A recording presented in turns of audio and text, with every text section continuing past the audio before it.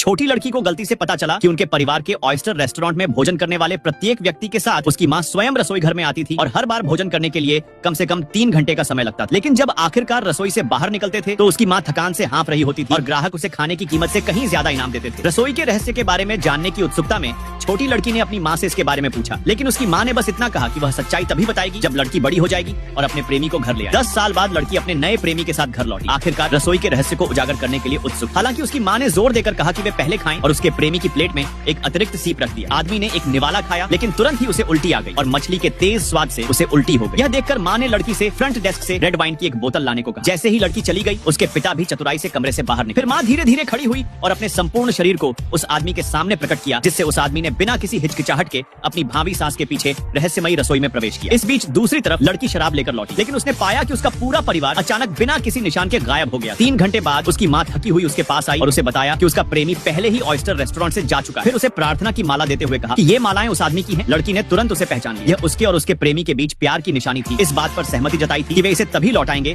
जब वे संबंध तोड़ना चाहेंगे। वह समझ नहीं पा रही थी कि उसने अचानक उसे छोड़ने का फैसला क्यों किया। अगली सुबह उसका प्रेमी रेस्टोरेंट में वापस आ गया। लड़की उसके पास भागी और ब्रेकअप के लिए स्पष्टीकरण मांगा, लेकिन उस आदमी ने उसे जमीन पर धकेल दिया, उसे दूर रहने और सीप खाने में हस्तक्षेप न करने के लिए कहा और वह सीधे रसोई में भाग गया। लड़की ने उसे रोकने की कोशिश की, लेकिन उसके पिता ने उसका रास्ता रोक दिया। उसे चेतावनी दी कि वह कभी भी रसोई में पैर न रखे। उस समय उसने अंदर से अपनी माँ की भारी सांसें सुनी। उसके